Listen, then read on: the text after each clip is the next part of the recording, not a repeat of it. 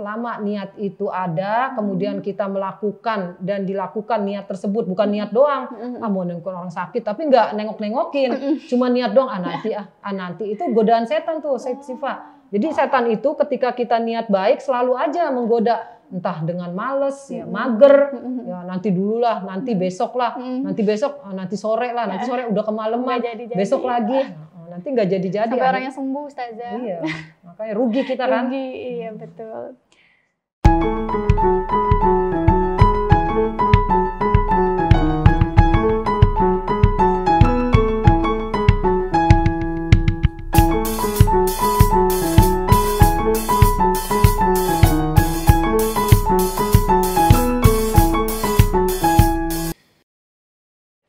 Bismillahirrahmanirrahim. Assalamualaikum warahmatullahi wabarakatuh. Kembali lagi di pengajian Kamis Manis yang insya Allah akan hadir di setiap hari Kamis di channel YouTube Gelora TV. Pengajian Kamis Manis ini diadakan oleh Majelis Taklim Nisaul Jannah Gelora yang insya Allah akan mencerahkan dan mewarnai kehidupan Islam dan iman kita. Amin ya Rabbal Alamin.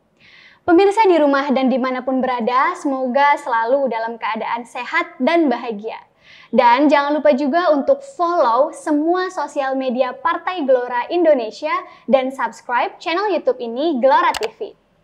Saya Syifa Aulia sebagai host dan alhamdulillah sudah hadir di sini narasumber kita seperti biasa, yaitu Ustazah Lulu atau Ustazah Hajah Lulu Masluha. Assalamualaikum Ustazah. Waalaikumsalam warahmatullahi wabarakatuh. Alhamdulillah Ustazah Lulu diberikan kesehatan sehingga bisa memberikan kajian lagi di pengajian Kamis Manis. Nah pemirsa, untuk tema pengajian kita kali ini adalah membahagiakan orang sakit. Kita berikan kesempatan kepada Ustazah Lulu untuk memberikan kajiannya terkait tema yang akan kita bahas. Silahkan Ustazah. Terima kasih Sifa. Bismillahirrahmanirrahim. Assalamualaikum warahmatullahi wabarakatuh.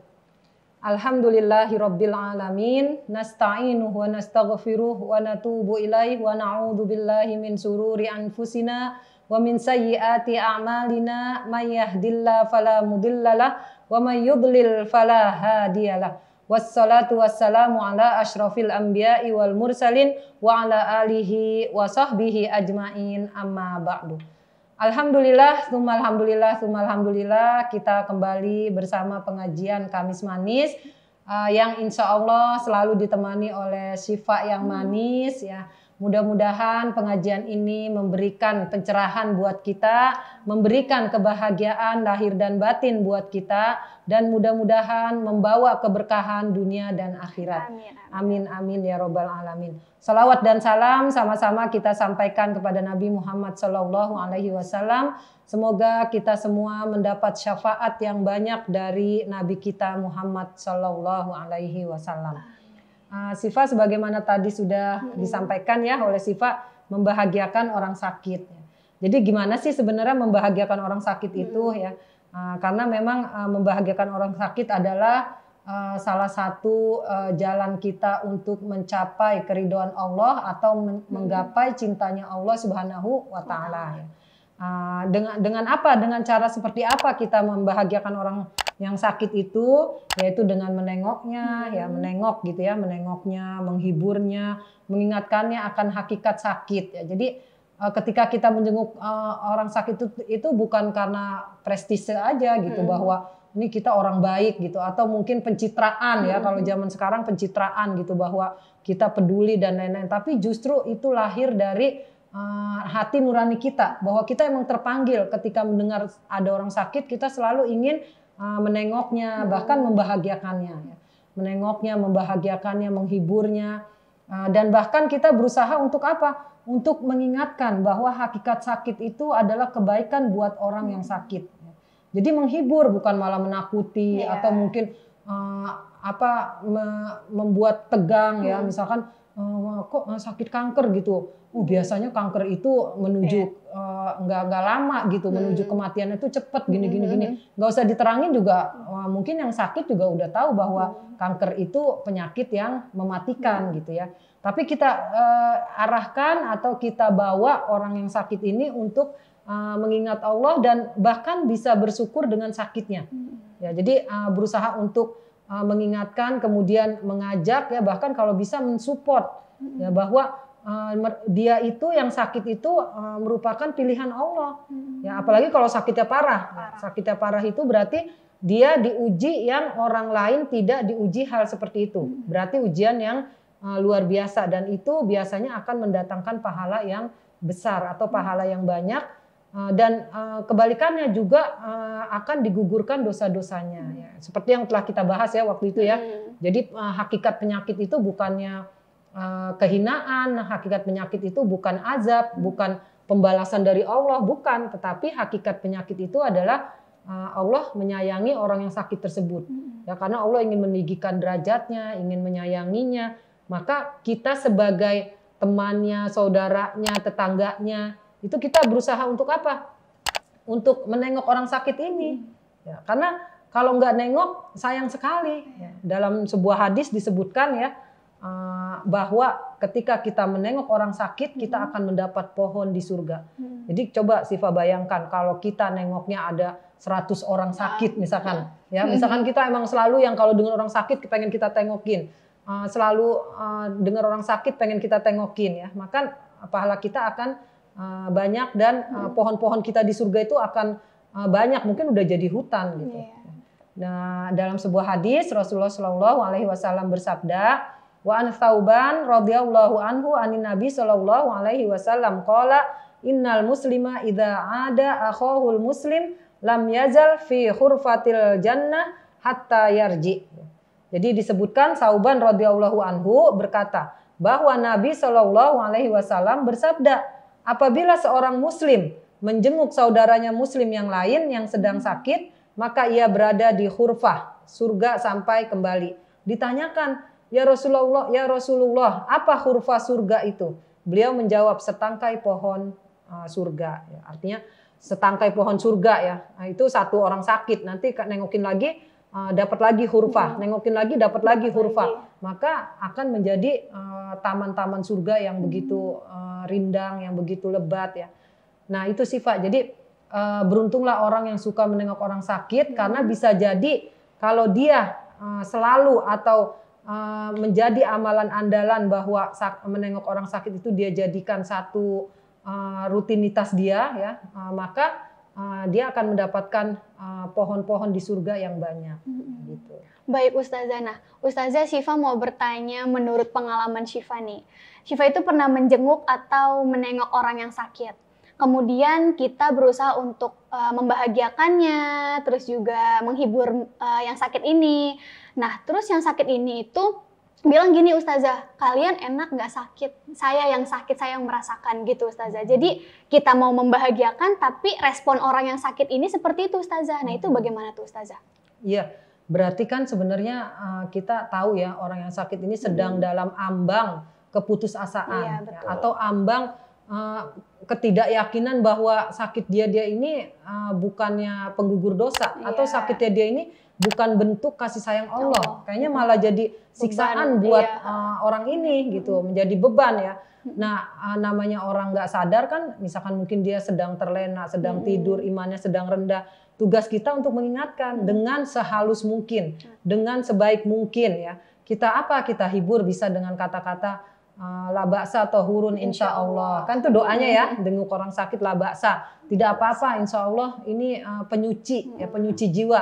Ya, bahkan kita subhanallah, kita buat dia untuk berpikir dan mengajak dia untuk mengamati bahwa sakitnya dia ini apa gitu. Ya Masya Allah, kita sebut Masya Allah, subhanallah, alhamdulillah ya Allah tinggikan derajatnya. Bukan mungkin kalau kita langsung ngomong alhamdulillah ya dikasih sakit, dia marah. Ya bisa tambah marah gitu. Tapi kalau kita bilang alhamdulillah ya, kita bilang apa?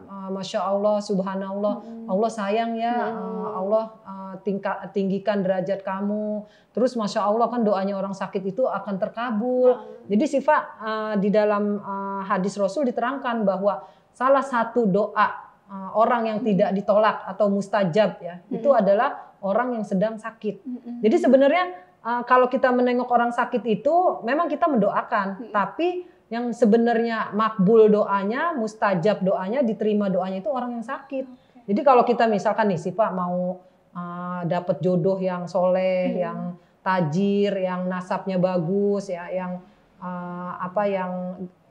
ganteng misalkan gitu. Itu harus banyakin nengok orang sakit terus minta doa.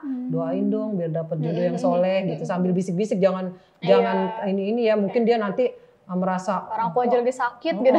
Orang lagi sakit kok gini. Doa kamu ini loh makbul loh gitu. Doa kamu terkabul, doa kamu nggak bakalan ditolak sama Allah, doain dong biar hutang-hutang aku kebayar gitu. Misalkan kalau punya hutang ya.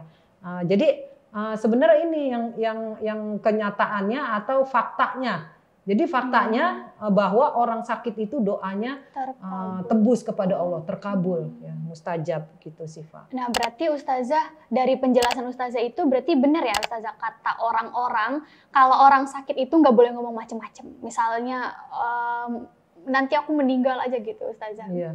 Jadi ya memang kan disuruhnya kan kita ketika sakit itu bersabar ya. Bersabar, terus ridho terhadap penyakit. Iya, ya. Berarti kan kalau ngomong sembarangan itu maksudnya gini sih Pak, kan doa orang sakit itu mustajab, tembus kepada Allah, terkabul. Jadi kalau dia ngomong sembarangan ya dikabulkan. Ya misalkan gini, ya Allah sakit banget nih, udah mati aja kayak gitu. Atau ini kayaknya sakitnya mau mati gitu. Ya nanti beneran. Kan pernah nih Rasulullah Syifa, dalam hadis disebutkan kisahnya Rasulullah menengok orang yang sakit demam. Ya sakit demam, padahal kata Rasulullah la ba'sa tahurun insya Allah. Ya udah dihibur, udah didoakan, terus dibilang juga nggak apa-apa ini kamu nanti insya Allah akan sembuh dan lain-lain. Ya kalimat penghibur lah gitu kan Rasulullah gitu, sekelas Rasul. Terus dia ngomongnya apa? Tapi ini sakit banget ya Rasulullah, kayak bara api yang ngituin bara api yang dibakar dan lain-lain gitu. Pokoknya dia lebay lah gitu ya, mendramatisir ya penyakitnya gitu. Ya. Ini sakit banget kayak jarum ditusuk-tusuk misalkan. Ini sakit banget kayak kepalanya mau pecah gitu. Nah itu kata Rasulullah, semua yang kita ucapkan itu nanti akan terjadi. Maksudnya terjadi tuh gitu. Ya karena kitanya ngomong seperti itu, ya nanti yang dirasakan seperti itu. Kata Rasulullah nih, makanya kita harus hati-hati. Kalau kita udah dihibur ya sama teman kita, udah itu kan teman kita menghibur itu yang menggerakkan hati teman kita untuk menghibur kan Allah. Ya, yang kata-kata yang baik nyampe ke kita, kita malah menyangkal. Ya misalkan dia udah ngomong gini, insya Allah kamu sembuh. Enggak, ini kayaknya penyakitnya berat, susah untuk disembuhkan. Nah nanti yang terjadi susah untuk disembuhkan gitu. Tapi kalau kita ya doain ya mudah-mudahan sembuh, kamu tuh doanya terkabul loh, gini gitu ya. Nah ini terus Ustazah ingin membacakan lagi sebuah hadis Syifa. Jadi hadis ini mensupport kita yang males nengok orang sakit. Ya, supaya apa? Supaya kita semangat nih atau bersegera kalau ada dengar teman kita sakit, kita tengokin karena di situ keberkahan itu banyak sekali. Jadi misalkan nih kita lagi banyak masalah ya, nengok orang sakit. Ya, kita minta ketika perjalanan dari pertama kita nengok orang sakit sampai di tempat orang sakit sampai kita pulang kembali itu malaikat mendoakan kita. Ya, jadi Rasulullah SAW bersabda, wa an aliyin radhiyallahu anhu qala sami'tu Rasulullah sallallahu alaihi wasallam yaqulu ma min muslimin ya'udu musliman ghudwatan illa shalla alaihi sab'una alfa malakin hatta yumsiya wa in adahu ashiyatan shalla alaihi sab'una alfa malakin hatta yusbiha wa kana lahu kharifun fil jannah. Ali radhiyallahu anhu berkata, aku mendengar Rasulullah Shallallahu Alaihi Wasallam bersabda, ya, apabila seorang Muslim menjenguk saudaranya yang sakit di waktu pagi, maka 70.000 malaikat mendoakannya sampai sore. Dan apabila ia menjenguknya di waktu sore, maka 70.000 malaikat mendoakannya sampai pagi. Serta ia akan mendapatkan setangkai buah surga.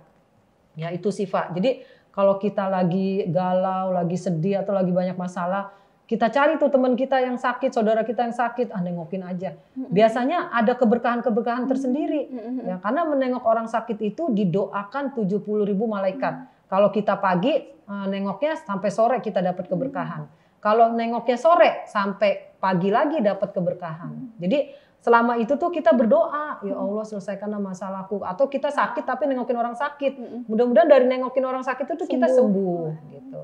Itu sih Pak. Iya, baik Ustazah. Nah, Ustazah di masa pandemi seperti ini Ustazah, kan nggak boleh kita menjenguk orang yang sakit di rumah sakit. Bahkan kalau dia udah pulang pun kita agak takut gitu Ustazah mau ngejenguknya. Kan bawa virus juga mungkin, kita masih wanti-wanti karena pandemi seperti ini. Nah itu bagaimana Ustazah? Kita kan nggak bisa jenguk orang itu Ustazah yang sakit. Iya. Jadi Siva kan kembali ya itu teknis. Ketika musim pandemi itu kan keadaannya nggak biasa. Kalau keadaan biasa kan kita datang ngeliat, doain, didoain gitu ya.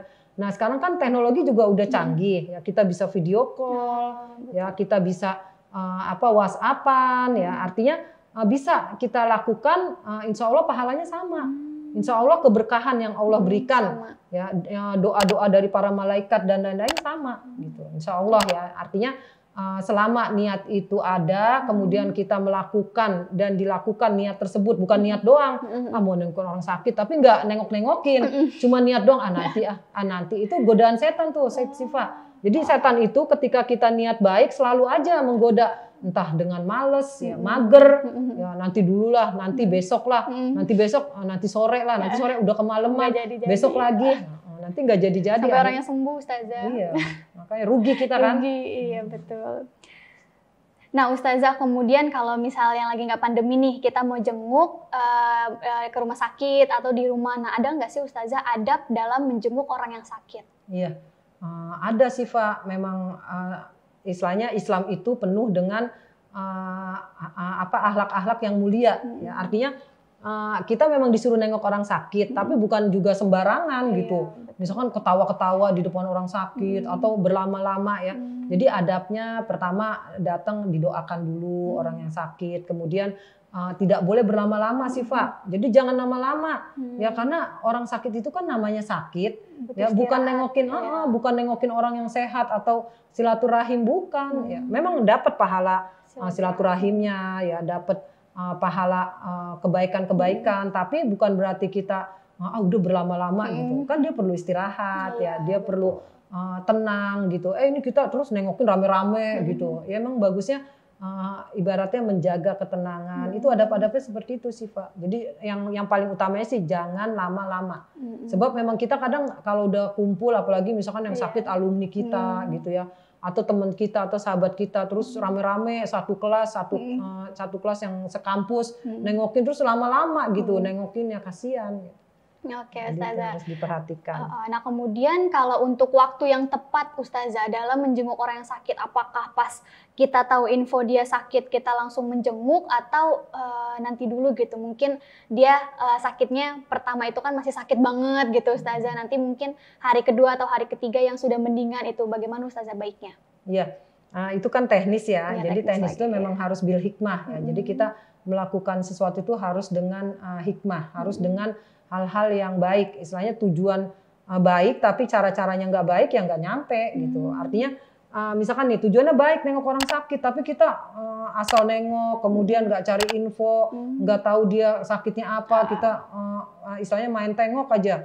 Padahal sebenarnya mungkin dia ada waktu-waktu tertentu yang dia boleh ditengok, atau mungkin kita cari info dulu. Kira-kira dia sakitnya apa pastinya, kemudian boleh ditengok apa enggak, kemudian dia waktu-waktu kapan aja yang dia merasa nyaman ditengok. Intinya kita mencari informasi sebanyak-banyaknya sebelum nengok seseorang. Ya kan nggak tahu juga penyakitnya menular atau enggak. Itu juga harus salah satu yang harus adab kita nengok itu begitu. Jadi jangan sampai nanti setelah pulang nengokin dari orang sakit itu kita menyalahkan. Ini gara-gara ini nih saya ketularan. Padahal kata Rasul udah dikasih usaha preventif. Kalau sakit menular yang di luar jangan ke dalam, maksudnya jangan ketemu orang yang sakit jangan ketemu orang luar gitu. Yang di dalam jangan keluar.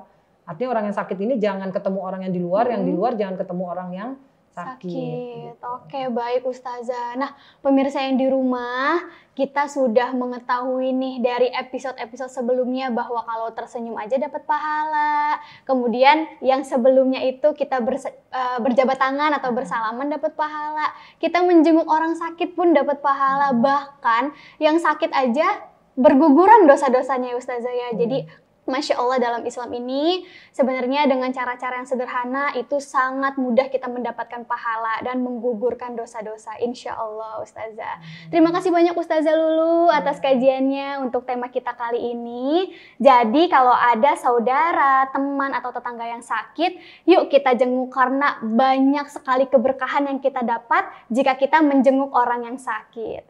Pemirsa di rumah, Syifa ingetin lagi agar share video ini ke keluarga, teman, kerabat, dan sosial media agar mendapatkan pahala jariyah untuk kita semua. Pemirsa di rumah, terima kasih sudah menonton acara ini dari awal sampai akhir. Kurang lebihnya mohon dimaafkan. Wabillahi taufik wal hidayah. Wassalamualaikum warahmatullahi wabarakatuh. Waalaikumsalam warahmatullahi wabarakatuh.